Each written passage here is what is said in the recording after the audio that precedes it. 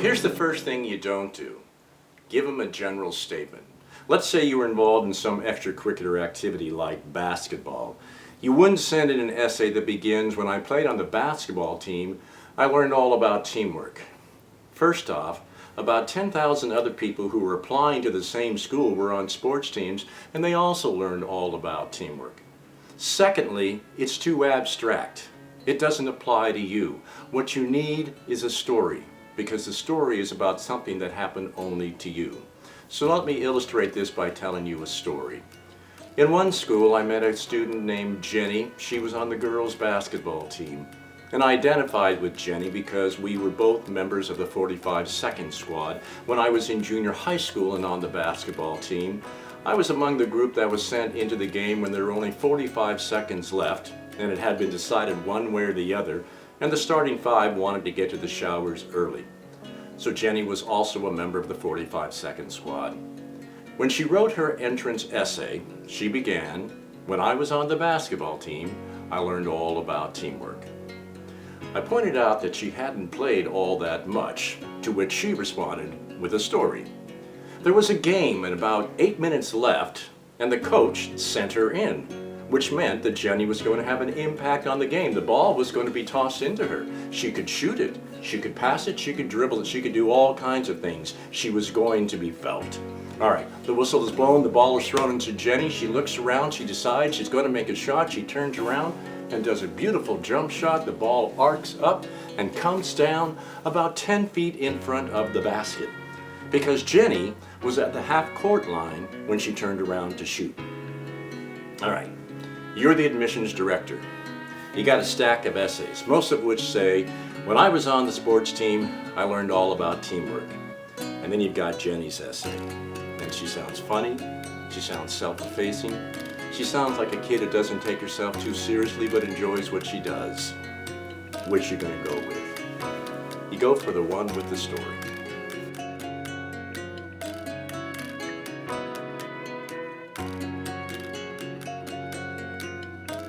But it wasn't a dream.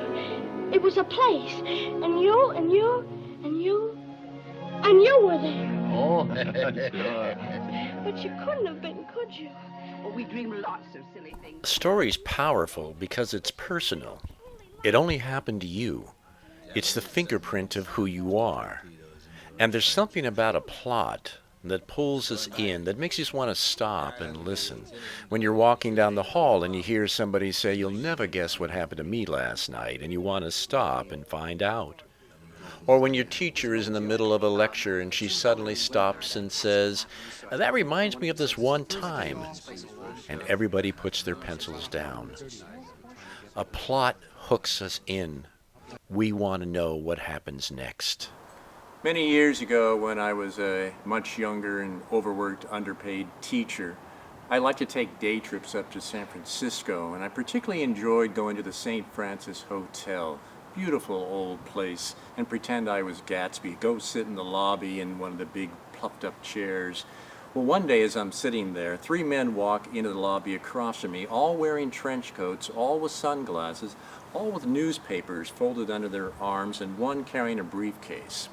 So as I'm watching, without a sound, they all sit down next to each other. They pull out their newspapers and begin to read.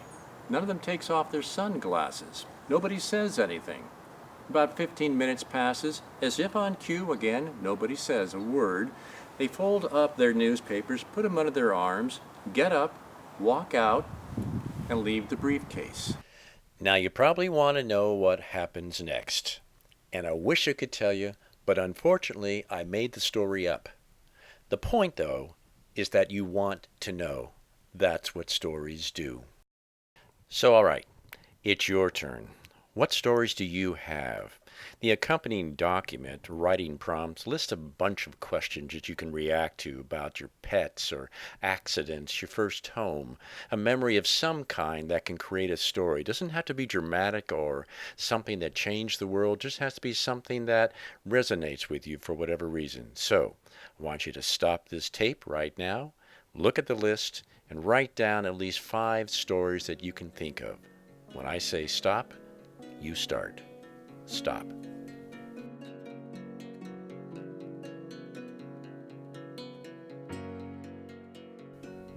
And we'll bring the music down. Okay. So, what did you write about? Now, whatever you did write about, share your stories with someone, with a friend, with a family member, with a teacher. Sharing the stories helps us make more sense out of them, get more details. And did you write about your favorite piece of furniture or a movie that scared you? What about preparing for bed rituals? I knew as a kid it was very frustrating because my bed was on the opposite side of the room from where the light switch was, which meant I had to flick off the light switch and then run and jump into bed so that the little tiny monsters underneath the bed wouldn't reach out and grab my feet. There are all kinds of stories. I'm going to tell you one now about our first pet. This is a little bit more emotional, something that resonates with me in a different way. Silky was our first family dog. I think I was 4 when we got her. My sister was about 8.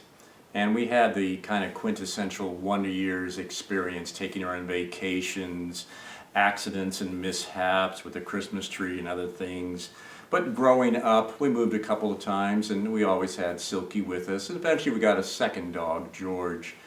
We had Silky for 16 years. My sister eventually went to college, graduated, started her life away from home. I started college, and at the end of my freshman year, came home, and Silky had been a little ill. We didn't quite know what was going on, but we suspected something bad. Well, I got up one Saturday morning and the house was empty. My mother and father weren't there, nobody else was around. Silky wasn't there, George, and that was it. About an hour later, I hear the garage door open. My mother comes into my room and she's crying.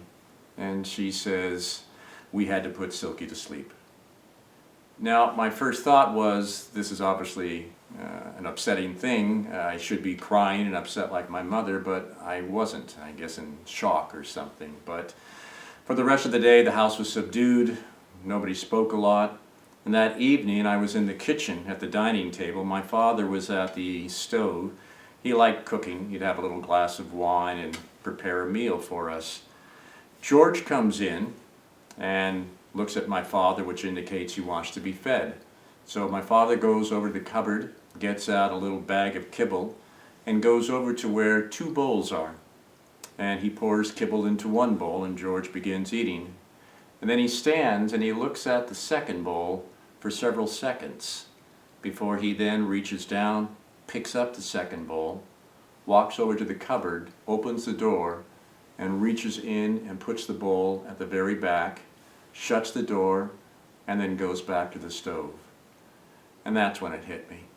And that's when I had to leave the kitchen to go to my room so I could be alone. The image of my father standing over those 2 bowls was the key moment for me in telling the story of the loss of our dog. When we tell stories, we're looking for those details that convey something deeper than the surface action. You have a story, Halloween Cake by Gwen. I want you to stop the tape again and read through this. But as you read through, circle the details that get your attention, that make you feel what Gwen was feeling at that moment. Go ahead.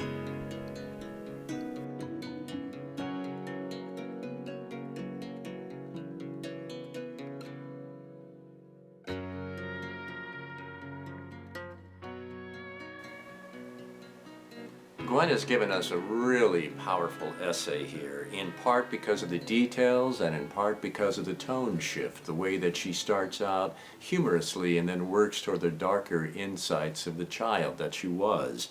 Those details include things like the first paragraph. That second line, she always wore plaid pants elongating her bottom. I remember this vividly because her underwear lines and I were the same height. It's not just a funny detail, it gives us a sense of what it was to be a kid, to see the world from a certain vantage. She talks about the bags under her eyes hung like sausages, or later on the paper skeleton on the door and stretched the fake cobwebs so they hung like old woman's hair. Good similes. But just as we talked about the 2 bowls and my father in the story of Silky, she has a detail here that's very powerful, and for me it's the Mickey Mouse ears. The first time we see him, she talks about Helen wearing them. It gives us a sense of Helen's personality. She's playful, even as she's much older than Gwen. But the second time they show up, it becomes more poignant, in part because those ears are connected with Helen. But when she mentions, as everyone else ate, I ran outside and stood there sobbing in my Mickey Mouse costume, it's a combination of something that's both sad and a little pathetic, but also very, very poignant. And it reminds us again of Helen and makes that connection. So what did you circle? What are the things that you found effective? What are the details that give you a sense of being there? I talk a lot with my students about putting the reader there, that the story that's in your head is very clear, but the reader doesn't have that image. It's your responsibility as a writer to convey those details so that we see what you saw.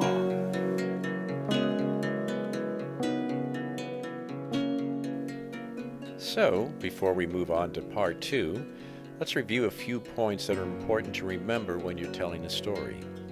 First, a good story has a focus. It has a point. There's a reason you're telling us this story. There's something you want us to learn about you. Be clear in your own mind as a writer what that is. Second, it should resonate on some emotional level, whether you want the audience to feel happy or sad or moved in some way. Establish in your own mind first what that emotional connection is. Third, look for the details that convey something essential about the experience, the 2 bowls or the Mickey Mouse ears, something that pulls the reader's attention to that one moment when everything comes together. And last, it should be a story that's important to you. It should be a story that you want to tell. It's your choice. There's something that you want to achieve.